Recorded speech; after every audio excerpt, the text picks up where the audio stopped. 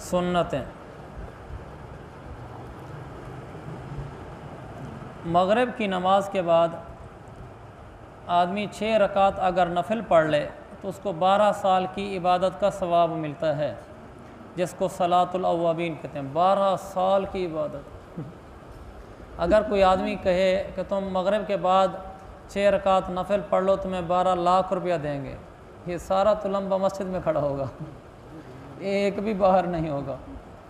اس لیے کہ 12 لاکھ نظر آنے والی چیز ہے، اور 12 سال کی عبادت بس نظر آنے والی چیز نہیں ہے۔ اور یہاں تو غیب کے سودے ہوتے ہیں، بن دیکھے سودے ہوتے ہیں، دیکھ کر سودے نہیں ہوتے۔ تو 6 رکعت پڑھنا کوئی مشکل کام نہیں، مغرب کے 3 فرض پڑھے، 2 سنت پڑھے، 2 نفل پڑھے، اس کے بعد اب 6 نفل پڑھیں۔ اگر اس طرح نہیں کر سکتے تو مغرب کے 3 فرض پڑھے،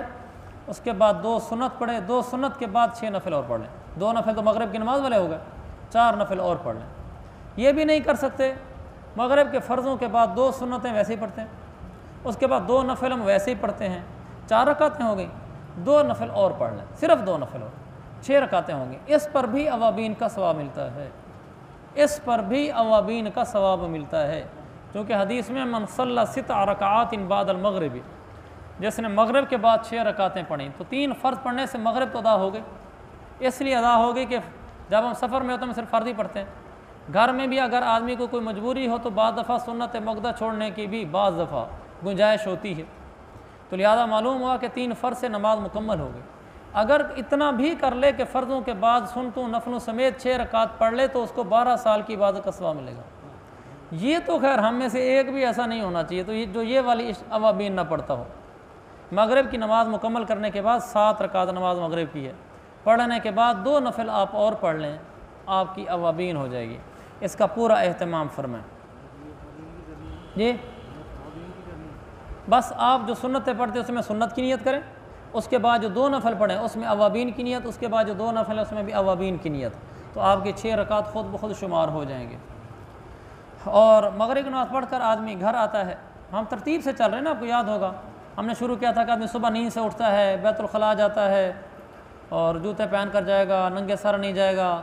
پھر آدمی بعض دفعہ غسل کی ضرورت ہوتی ہے، غسل کرتا ہے، پھر وضو کبھی کرنا ہوتا ہے وضو کرتا ہے، پھر فجر کی نماز کے لیے جاتا ہے، پھر دوپہر کو ناشتہ کرتا ہے، کھانا کھاتا ہے، پھر ہم نے کھانے پڑھے تھے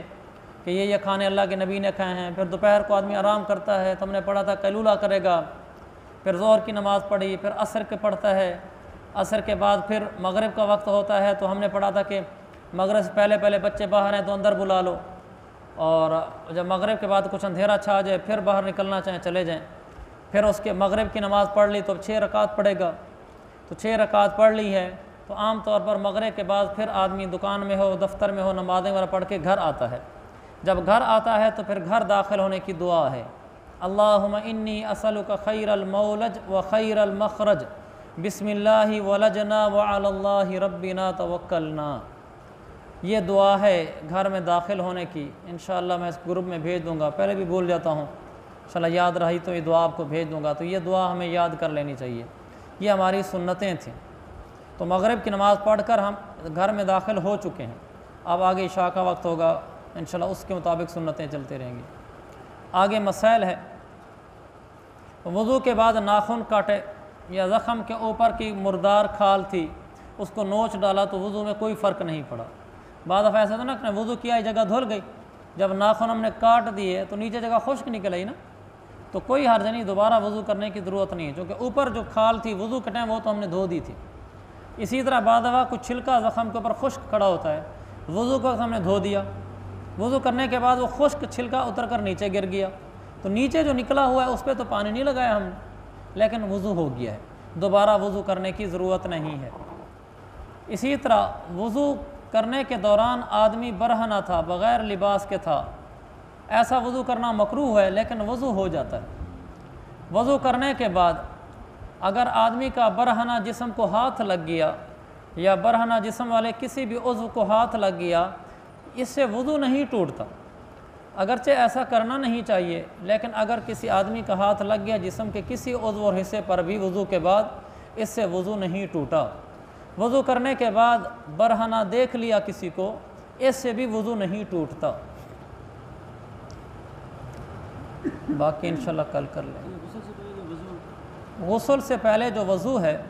یہ سنت ہے، کر لینا چاہیے، وہ کپڑے اتار کر ہی ہوگا کیونکہ وہ غسل کا حصہ ہے۔ وہ دراصل ہم وضو نہیں کر رہے ہوتے، ہم غسل کر رہے ہوتے ہیں، جس کا طریقہ یہ کہ پہلے یہ 4 آزاد ہوتے ہیں، وہ وضو شمار ہو جاتا ہے، دراصل غسل کا حصہ ہے۔